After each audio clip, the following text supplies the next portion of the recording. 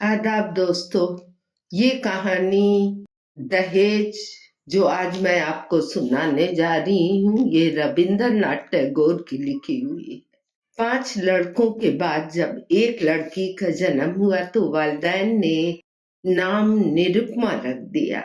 उन दिनों ऐसे नाम का रिवाज बिल्कुल न था। लड़की की जब शादी की उम्र हुई तो उसके पिता राम सुंदर ने एक बड़ा अच्छा रिश्ता ढूंढ लिया। राय बहादुर खानदानी आदमी थे और लड़का भी पढ़ा लिखा था। उन लोगों ने 10,000 की रकम जहेज में मांगी। राम सुंदर ने मुश्किल से 6-7 हजार का इंतजाम किया और शादी की तैयारी की। राय बहादुर साहब बारात वापस ले जाने लगे, मगर अचानक दूल्हे ने कहा, खरीदो फरोख्त मोल भाव मैं नहीं जानता, विवाह करने आया हूँ, विवाह करके जाऊंगा। राय बहादुर ने मजबूरी में बेटे के तेवर को देखकर हाँ कर दी। विदाई के वक्त निरुपमा बाप से लिपटकर खूब रोई। पिताजी, क्या अब ये लोग मुझे यहाँ आने ना देंगे? राम सुंदर ने कहा, बेटी मैं तुम्हें ले आया करूंगा। ससुराल वालों ने नीरू के साथ कोई अच्छा बर्ताव नहीं किया। बड़ी मुश्किल से पिता से मिलने देते, वो भी कभी कभी बिना मुलाकात किए ही वापस चले जाते। बाप ने सोचा कि घर भेज दूं, मगर बेटों को जब मालूम हुआ तो नाराज हो गए। बड़ी मेहनत से 2-3 हजार रुपए लेकर समधी के पास गए। उन्होंने इनकार कर दिया और कहा, रहने दीजिए समधी जी, एक कहावत है कि छोटी सी बात के लिए हाथों को बदबूदार नहीं करना चाहिए। और ये कहकर वो किसी काम का बहाना बनाकर उठकर चले गए। कवार का महीना आया तो राम सुंदर ने सोचा, पूजा में बेटी को घर लाना ही है।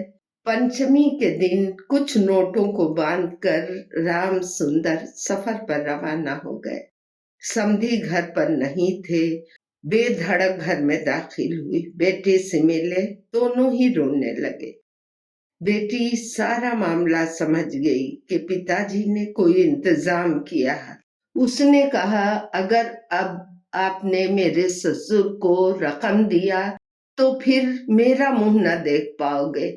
राम सुंदर ने कहा, राम राम, ऐसी बातें नहीं करते, अगर ना दूं तो तेरे बाप का अपमान होगा। नीरू बोली, रुपया देना ही अपमान है। तुम्हारी कन्या का कोई सम्मान नहीं है बापू, ये रुपया देकर मेरा अपमान मत करो। राम सुंदर ने कहा, बेटी ये तुझे ले जाने नहीं देंगे। निरुपमा ने कहा, ना जाने दे, तुम भी ले जाने के लिए इनसे मत कहना।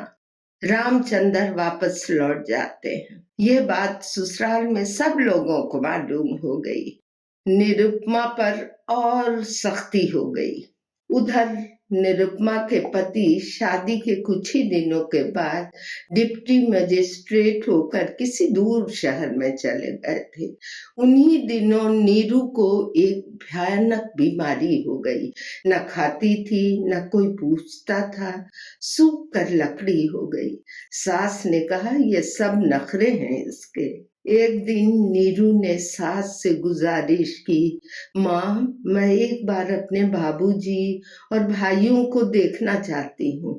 सास ने कहा, ये सब मायके जाने का बहाना है। जिस दिन नीरू की सांस उखड़ने लगी, उसी दिन पहली और आखिरी बार डॉक्टर आया। घर की बड़ी बहू मरी थी। खूब धूमधाम से क्रियाक्रम हुआ। ऐसा समारोह किसी ने कभी नहीं देखा था। राम सुंदर को तसल्ली देते हुए लोगों ने सारी हकीकत बता दी। उधर डिप्टी मैजिस्ट्रेट का खत पहुंचा, मैंने यहाँ सारा बंदोबस्त कर लिया है, इसलिए मेरी बीवी को यहाँ भेज दे। राय बहादुर की बीवी ने कहा, बेटा हमने तुम्हारे लिए दूसरी लड़की का रिश्ता तय किया है, इसलिए छुट्टी लेकर फौरन आ जाओ। इस बार 20,000 का जहेज और हाथों हाथ अदायगी है। तो दोस्तों, आपने देखा जहेज कैसी लानत है। जहेज की लानत ने अनुपमा जैसी हजारों लड़कियों की जान ली होगी।